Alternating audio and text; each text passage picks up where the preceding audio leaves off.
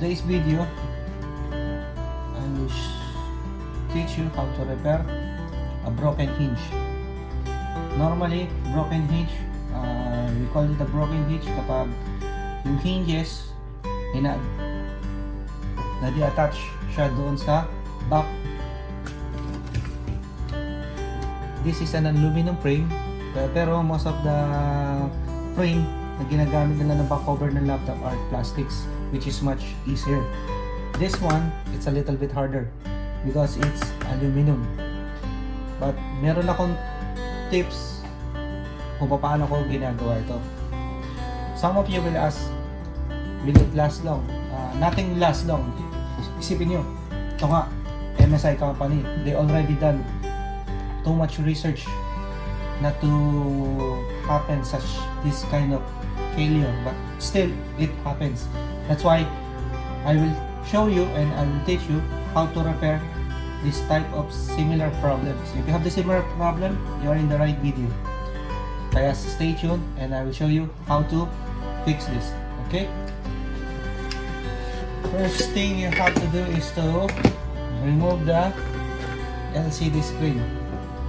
Bakit natin kailangan patanggalin ng LCD screen? Bakit hindi na lang natin agad idikit ito?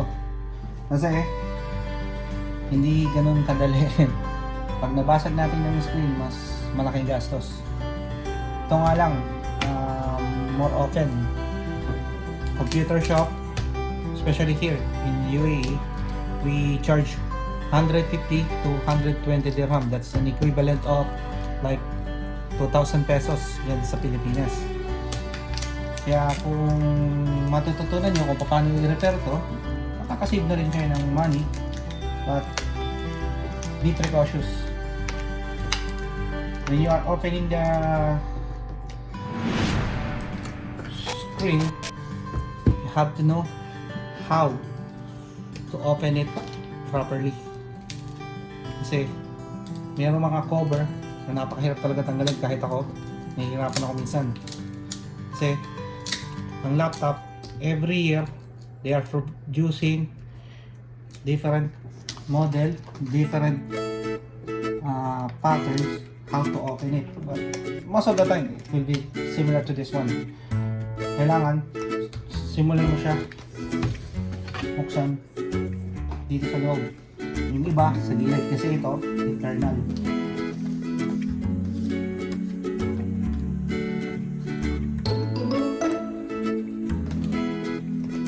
Yung iba gumagamit kasi ng double adhesive. Bakit gumagamit iba ng double adhesive? Because common problem, water damage.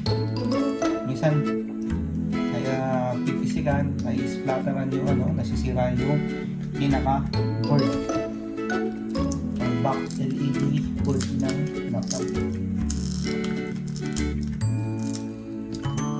This one is a little bit pain. No, it's so painful. As we know, as we say, kasi may double adhesive siya. Napakahirap ayusin.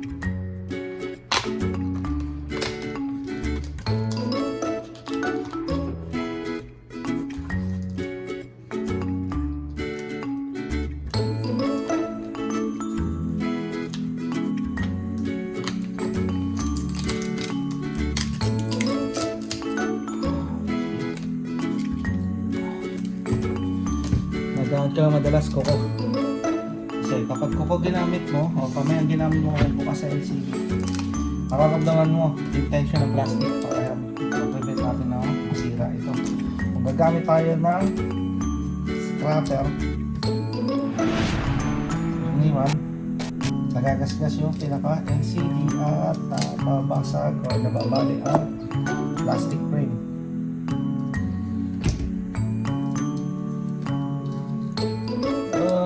Masasanay din kayo.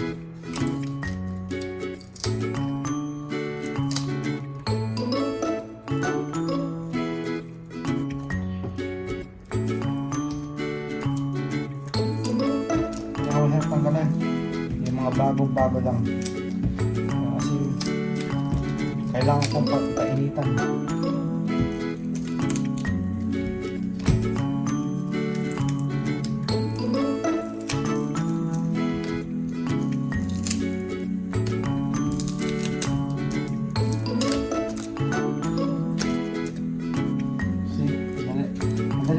ito kung buong hinges eh.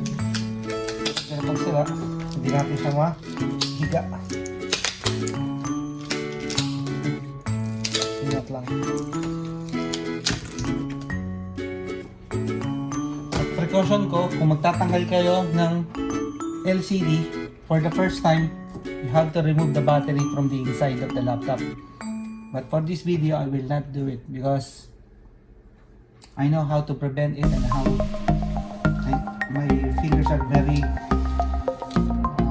what you call this mas alam ko na kung paano mape-prevent yung shortage kasi pag yung pin nung monitor na nasa backlight niya namali kayo ng kabit at mayroon siyang battery, it will burn the cable or it will damage permanently your LCD. Kaya ulitin ko, wag ninyo gagawin na tatanggalin ninyo ang LCD na hindi natatanggal ang battery.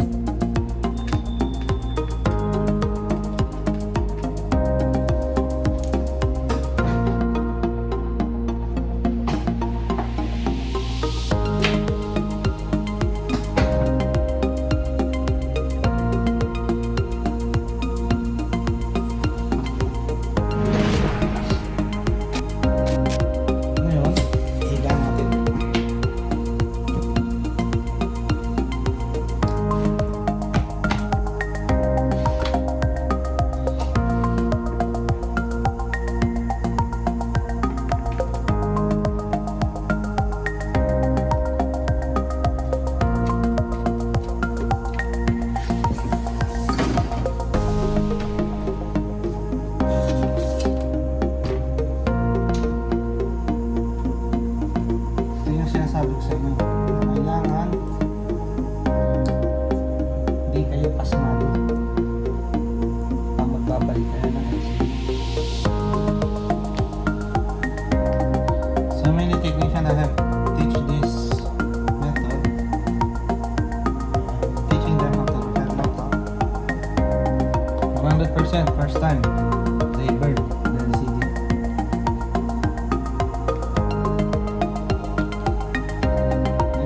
Marami na rin ako natulungan na technician. Kahit pa paano, nag-grow na sila. Napunta sila sa mas magandang trabaho. Hindi like before. Low earner na. Pangit pa yung situation nila. Ngayon, ang ganda na. Especially yung mga bagong dating na Pinoy. Mas ina-appreciate ko kapag Pilipino mas tinuturuan ko. Why? Because they tend to learn. They are teaching you, not you are the one who's teaching them. Mas gusto nila yun, mas prefer nila yun. That's why, as Filipino, we always try to listen to them. Pero tayo, we don't have that kind of patience. Sorry for that. That's the truth.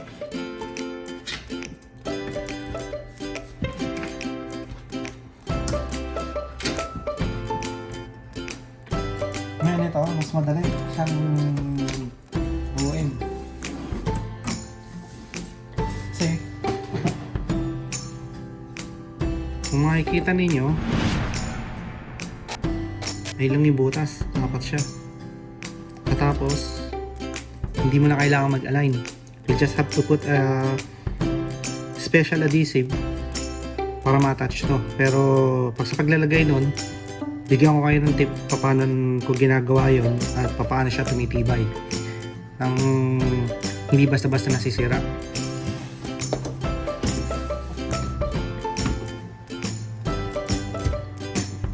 If I had received much harder situation, I will try to upload it so that you will see another method how to repair such things. Because kasi yung iba, ang ginagawa ko, ginagrinder ko pa. Nagawa ko siya ng bagong pattern. Ito, hindi ko na kailangan gawin pa ng bagong pattern kasi naka-pattern pa rin siya. Kaya ang gagawin lang natin dito, we just have to remove residue like oil, dust, basta kahit ano na magkakos para hindi siya dumikit ng permanently. I'm using an epoxy, steel epoxy. Diyan sa Pilipinas, may steel epoxy tayo dyan sa Pilipinas. Pag bibili kayo ng metal epoxy, don't look for the brand. Look for the color. Ang mas pinaka mainam dyan ay yung kulay black or kulay gray. Meron kasi nitong metal epoxy na transparent. Bakit ko sinasabi na wag yung transparent na kuhanin ninyo? Kasi sa tagal ko nung gumagawa ng laptop at nagre-repair ng mga hinges, kahit sa personal nagamit ko, may mga tipo at may mga strong side yung mga epoxy, especially yung mga metal epoxy na to. Hindi siya totoo pag binabasa natin siya lagi din sa description. I hope I'm not offending anyone, but that's my opinion only. Dito kasi, kahit sinong technician na tinuruan ko, I try them to use what they want to use. They want to use the white one. Suddenly, after a week, a day only, customers coming back kasi natanggal siya ulit agad. Okay? Maganda sana yung transparent kasi hindi siya messy. Kasi transparent siya. Pero ito naman, matatakpan naman natin siya kaya it doesn't matter kung anong kulay yung nilalagay natin and it is black. But I will show you paano siya magiging messy afterwards. Kasi we have to cover everything so that yung band ng pinaka epoxy is yakat mula rito sa factory papunta dito. Kasi ang force ng hinges is when you move upward, may tendency siya na mag-separate. And when you close backward, may tendency naman siya mag-separate dito sa lower. Dito kasi ang pinaka-weak point ng laptop eh. Kaya nga kung nakikinig din yung ibang manufacturer ng laptop, sana kung gagawa sila ng hinges is makaisip sila ng ibang paraan na hindi sila gumagamit ng ganitong spring pipe, which is napakatigas kasi. Ang tigas kasi na ng spring pipe ito. Dapat ito little bit loosen. This one lang hindi ito na talagang gamitin mo pa yung hinlalaki mo para magbukas lang siya. Isang side lang ito what more pa kung dalawa. Maganda sana man lang kahit itong pointer finger natin, pag itinulak natin ng isa, mag-open siya at mag-open siya, pero may downside din. At least hindi ko siyang mag-close. Pero sana baka isip sila ng ibang tipo kasi matagal na ito eh. Ever since, ganito pa din.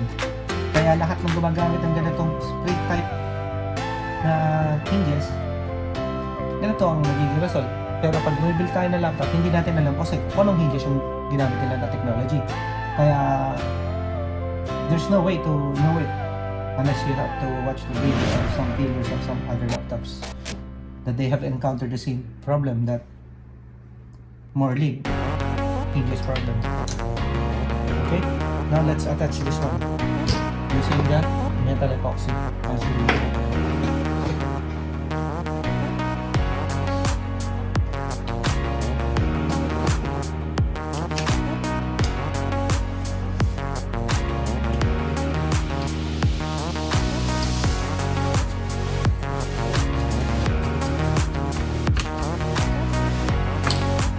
Kasi siguraduhin ninyo na tighten ito.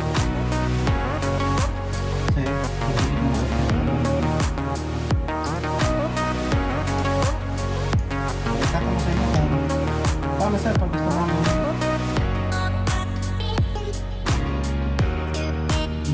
alisin mo yung metal epoxy. Madali. Kasi yung ganitong klase ng epoxy, nababasag. Especially lalo na sa ganito. Pag nilagay mo siya, gusto mo tanggalin, yung ginagawa lang namin doon, pinipit-pit lang namin, nababasag na kami. Pero yung pagkakadikit na doon sa plastic, yun ang mahirap-hirap. Pero nababakas pa rin, natatanggal pa rin. Sa paghalo ng rice mo, kailangan kung gano'ng karami yung formula, gano'ng karami din yung dressing. Kailangan gagawa ka ng kasaya. Huwag lagi sakto. Okay? Pakita ko sa inyo. Ano ka malalaman na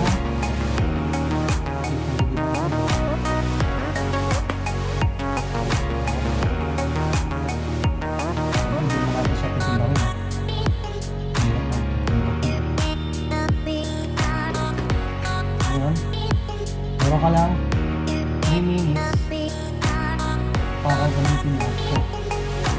Kasi yung first layer o yung outer layer ng metal epoxy tumigas ka agad. Pag tumigas ka agad to, hindi mo siya pwede gamitin. Kasi magpapin lang yun natin.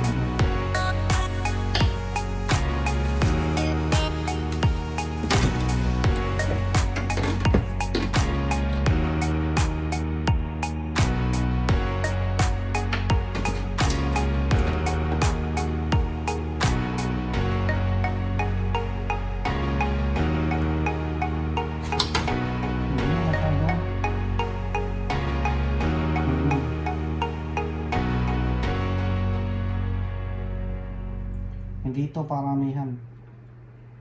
Hindi ko napakarami na nilagay ninyo, matibay. Huwag naman sobra konti. Kasi yan, kukompress pa yan. Kukompress pa natin yan mamaya. Lagyan pa natin ng pressure para mag-perfect liquid siya.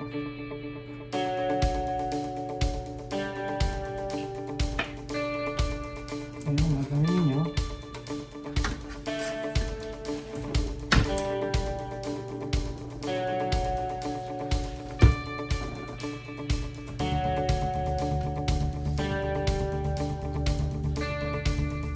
Tigayin nyo siya, squeeze nyo siya gamit ito.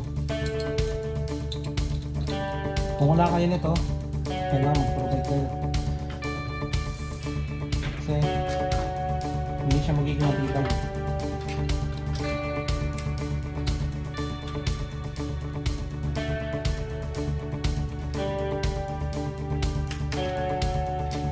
Magtatang sa inyo, sir, seat mo yan. So, tama pa yan. Sabi nyo ito, this will only your final solution. Otherwise, you have to buy backplate that will cost you sometimes almost 1/4 of the price of your laptop. Kasi alam nila na need mo, tsaka hindi na karami yung mag-provide na back cover. Especially ganito, mga gaming laptop, malabo yun. Yung mga bibenta sa inyo dyan, kung hindi scrap, kinuha nila sa ibang laptop na ibang sira, kilahoy nila. Tapos binibenta nila parts by parts, body by body. Halimbawa, lalo na pag sira na yung board, motherboard. Para maging pera, gagawin nila, ibebenta nila. Kailangan linisin ninyo yung area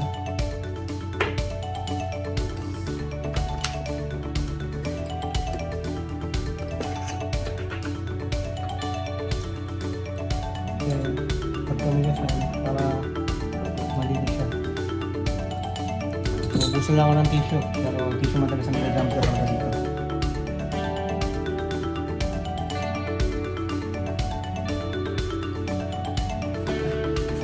Kung ka naman, gagawin mo itong negosyo, ilang years ang pwede mo bigay, ilang months ang pwede mo bigay sa customer. Ako, nagbibigay ako lagi ng 6 months warranty. Because I know it will last more than that. Kasi sabi ko nga sa inyo, kung yung MSI nga, 1 year warranty lang. Paano pa kaya tayo?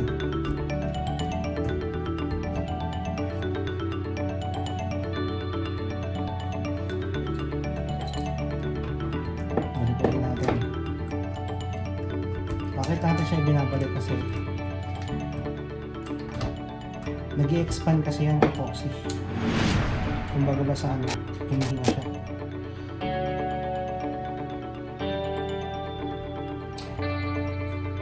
Squeeze it as much as possible.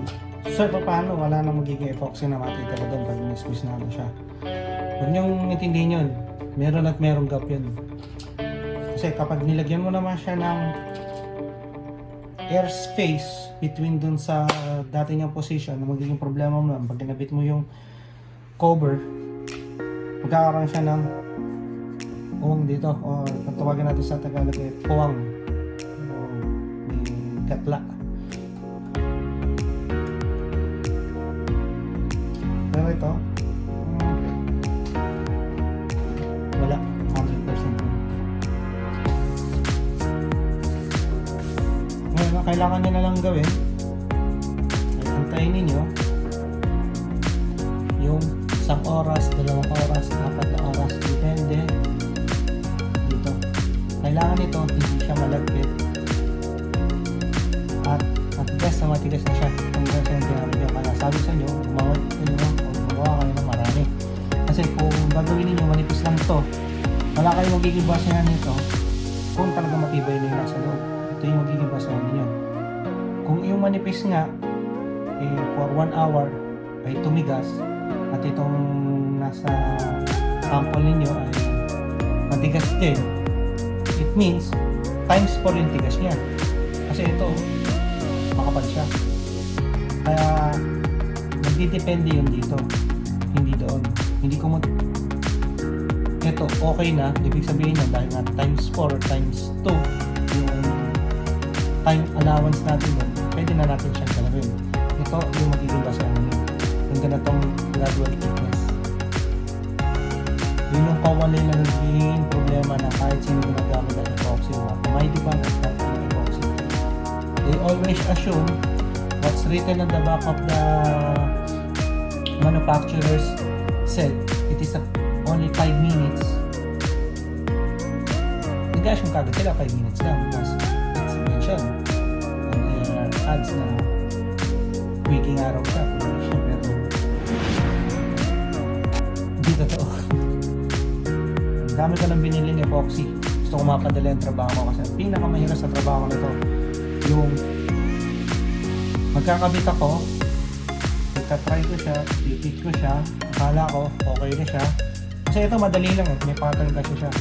Pero mayroong mga laptop, sabi ko nga sa'yo, mayroong mga laptop na hinges na talagang halos basag na yung kabitan ng hinges, which is wala na siya talagang trace ng mga bilog kung saan siya i-place, which is mas mahirap yun kasi kailangan mong gumawa talaga ng pinaka-base na mag-a-attach mo na dito papunta dito. Ito, buti na lang nahugutan siya, hindi niya binasak ng pinaka-plastic kasi merong mga ganito binawasak mismo yung pinaka-plastic, which is napakahirap ikalit nun.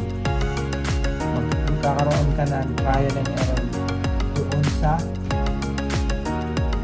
spacing na sinasabi sa dito sa line na to. Kailangan equally divided siya. Kung ano yung space mo rito, dapat ganun din ang space mo rito para kapag isinara mo ang laptop, perfectly fitted siya. Hindi naman, kaya naman natin siya i-squeeze para pag nilagay natin yung screen at yung frame niya, mawala ng gap. Okay guys, antayin wala natin siya na matuyo.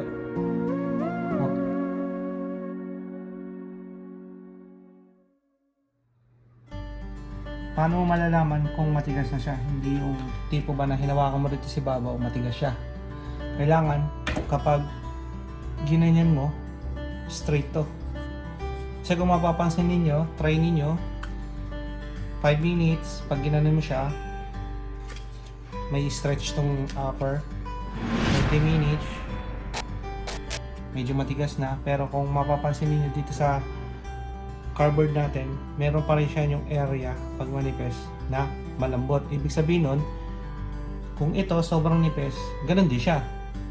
Malambot pa siya. Itong matigas na to, kaya lang siya tumigas kasi malapad yung area nung top cover niya na tumigas. Hindi, more likely rito na malambot pa rin siya. Kasayangan niyan, hindi siya magiging flexible. Kaya ang gagawin lang natin ngayon, isasara lang natin siya, pero dapat testingin niyo kung matibay na siya after, as I said, like 2 hours. May close mo, may open mo na siya nang walang problema. At kung pantay na ba siya. Tulad nito, pantay na siya.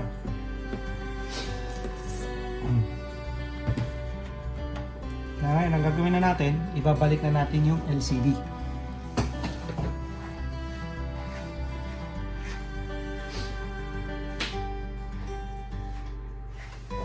Suggestion ko din, kung ibabalik nyo rin naman yung LCD ninyo, maaari din naman na mas mainam, linisin nyo na rin para at least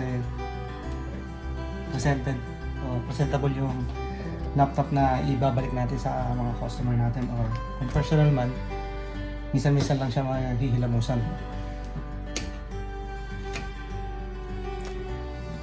Ngayon, ibabalik ko na. As I said, warning again, you have to remove your battery. Pag internal, kailangan tanggalin. Kung external, kailangan tanggalin. At pindutin mo yung power button ng 5 times to discharge all static electricity.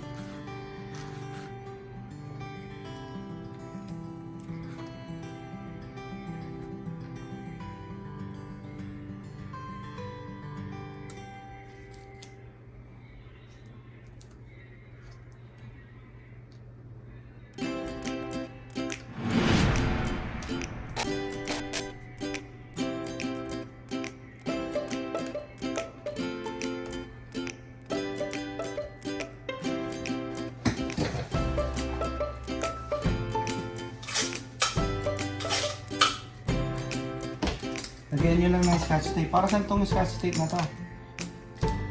Para maiwasan natin na accidentally na mag-move ito. Kasi kapag natanggal siya, nakakapagtaka rin kung bakit natatanggal. Pero nangyayari yun. Kaya maganda na rin yung double protection kayo na hindi mangyari sa inyo. Kasi sayang, dahil sa scotch tape lang hindi nilagay, baka mag-short pa siya.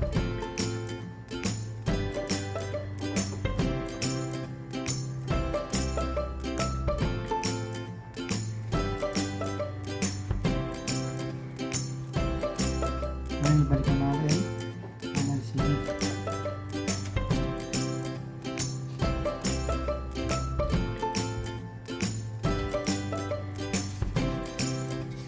Kapag ibinabalik niyo ang LCD, ano ang kailangan nyo dapat tingnan? Mga tinitingnan dito ay yung gap. Kasi minsan, kapag gumagawa tayo ng hinges, magiging oval ito, or masyado naman nawala na yung butas, yung screw nya, yung pinakalalagyan, wala na siya doon sa pinakapato niya. Kapag ganun, kailangan tanggalin mo ulit ito, gawin mo ulit, huwag mong pilitin. Kasi pag pinilit mo, hindi tama, may stretch yung LCD mo, nangyayari, mababasag siya. Hindi mo kayang i-stretch ang LCD. Kailangan smooth lang siya. Lahat. In a way. Smooth. Smooth sa paglalagay ng mga screw na 4 na to. Hindi siya gagawin mo ng paraan o remedyo. Kailangan talagang tiyagain mo uling baklasin to. Kaya nga, ang suggestion ko, 30 minutes na alam niyo na matigas-tigas na, try niyo yung distance. Kung pwede naman na siyang i-automatic close.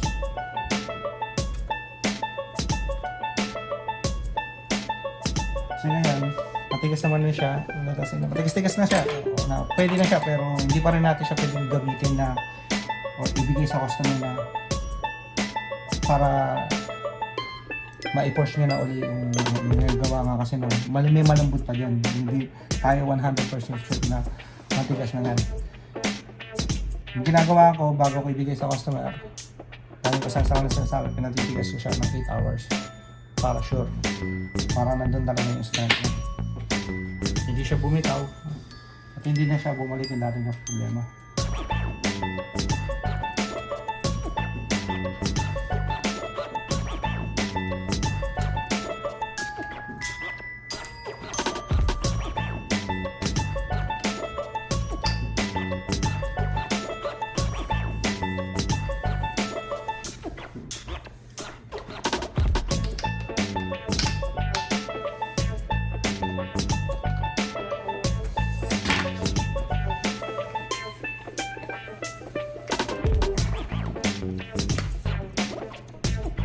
Pag-press nito, kailangan malagay na rin ng support sa likod.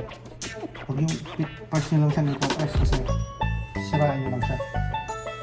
Ngayon, press na siya. Pwede nyo na siya ulit gamitin as new. Kita nyo? Wala. Parang wala nangyari. Bagong-bago pa rin. Sana may nakatulong sa inyo.